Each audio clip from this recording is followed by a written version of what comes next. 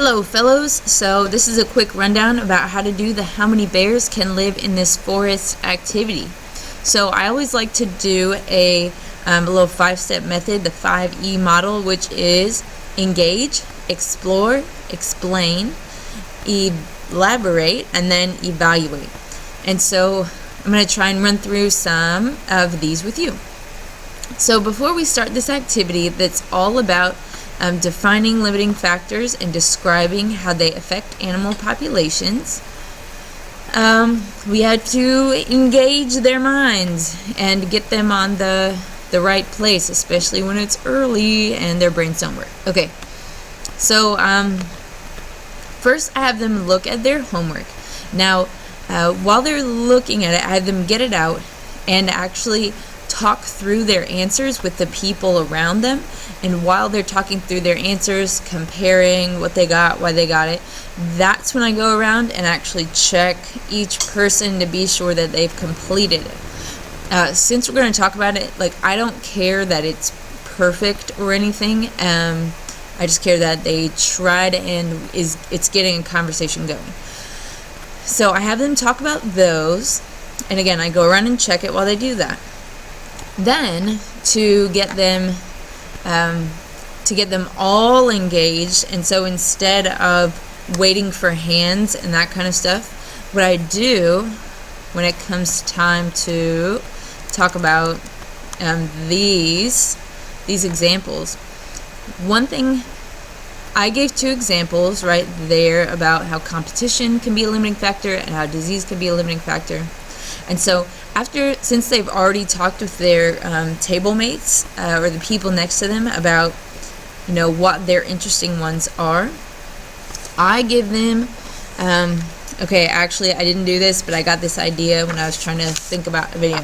Okay, so I give them all one of these big 3x5, not even 3x5, these large cards, and I have them look at all their examples and try and find one that they thought was the most interesting, the most clever, the most relevant. And so there's lots of good historical things that could go on. And then I have them actually write there, I don't know if you can read that. Yep, there you go. So if my limiting factor is lack of food or water, I wrote the Irish potato famine. So that definitely decreased the population in Ireland around 1850, 1860. And so what you could do is get them all to write their most clever one on here. And then as they're doing that, walk around and be sure that you're checking out everybody's stuff, being sure they're on task. This is also part of being sure everybody's engaged and on top of it.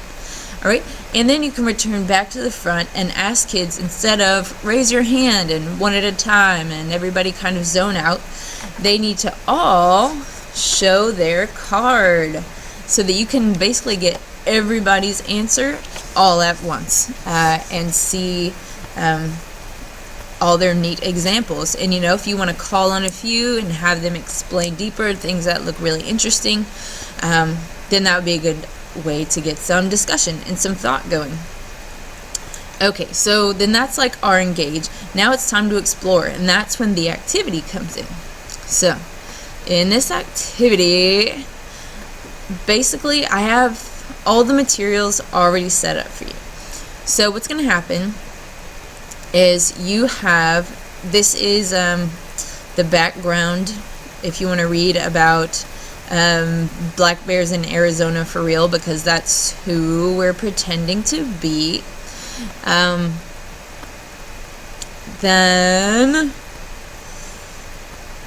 So this activity doesn't cover every single thing that exists in a bear ecosystem. We're kind of just looking at food, space, and a couple of other things.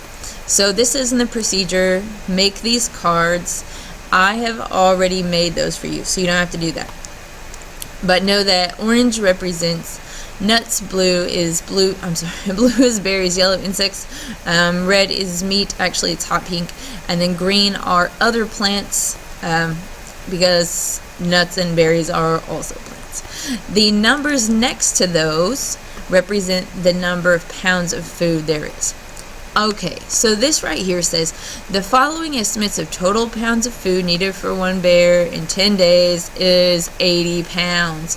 Okay, 80 pounds is way too much for this activity. There's no way that the kids will be able to get 80 pounds of food. So I ballpark between 20 and 40. You just got to kind of keep an eye around your classes, your students, when it's time, and see what makes the most sense for you. I'll explain that more in a second. So these are all of the cards you have that represent each of these food sources. Okay, so this says you can use water. I have not used water to make these things up because, as you saw yesterday, I was rushing to get them done.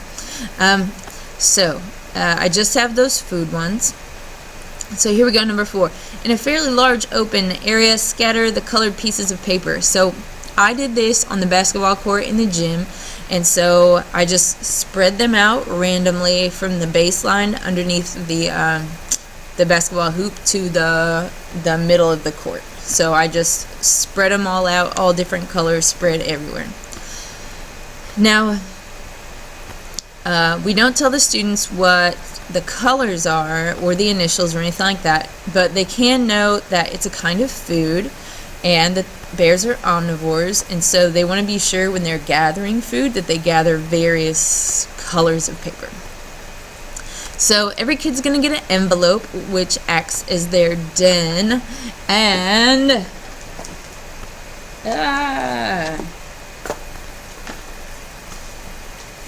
right, okay, and they're gonna write their name on it like this, and this is their little den where they're gonna keep their food. So every kid is gonna line up at the baseline of the basketball court, and they're gonna put their envelope den at their feet. Now, they're about to go collect their food. However, bears, they're slow. They stroll. They just, chill out. It's not a race. If kids run, then I take food from them. But they're pretty good about not running. And so, let's see.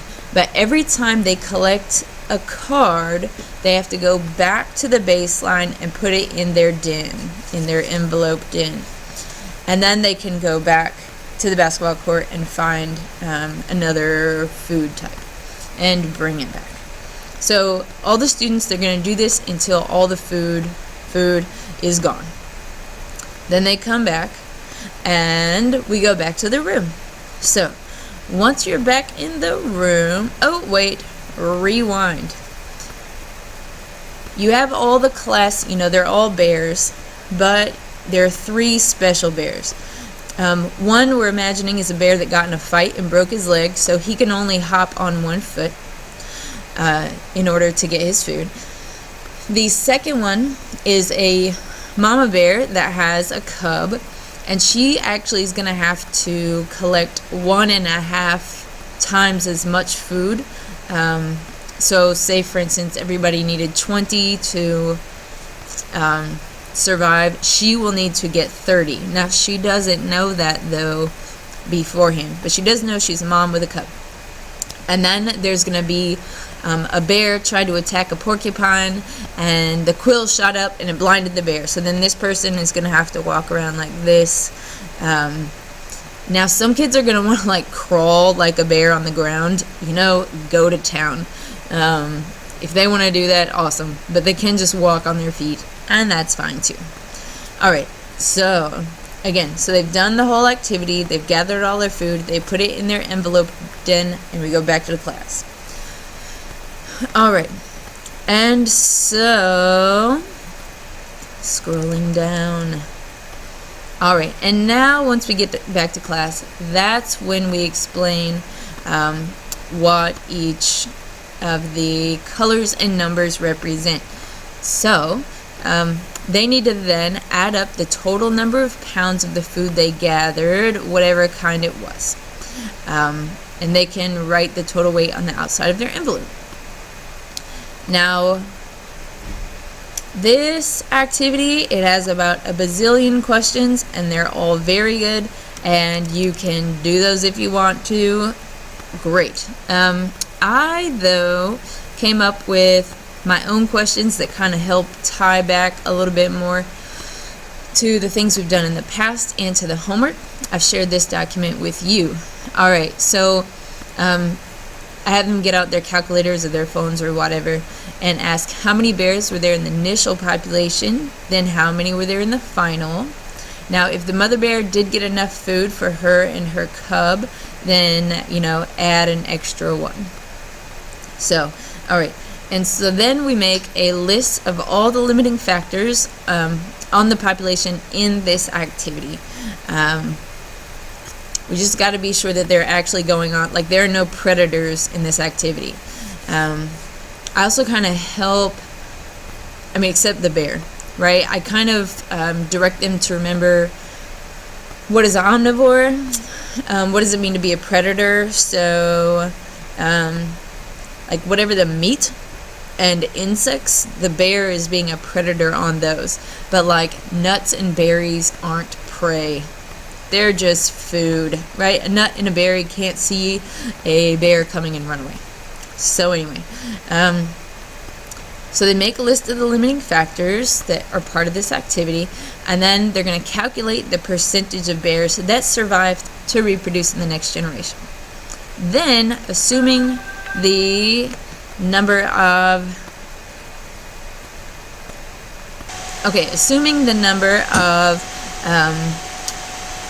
bears, a number of survivors had equal numbers of males and females, and each pair was able to produce one cub, how many bears would be in generation 2? So for instance, if we had 11 initially and then 7 survived, or say 6 survived plus the baby of the mom, then that's 7. Okay, and then we can assume, that 6 of them survive and reproduce. 3 of those are males, 3 of those are females, and when they mate, each pair produces 1 cub. So that means in the next generation there's going to be 7 bears plus 3, the new ones that were born, right? And that's 10 in generation 2. Great. So then what I have them do is graph these results for generation 1 and 2. So, initial population 11, then 9. Then I have them predict based on the survival rate, based on the availability of food, assuming that next year there's the same amount of food available.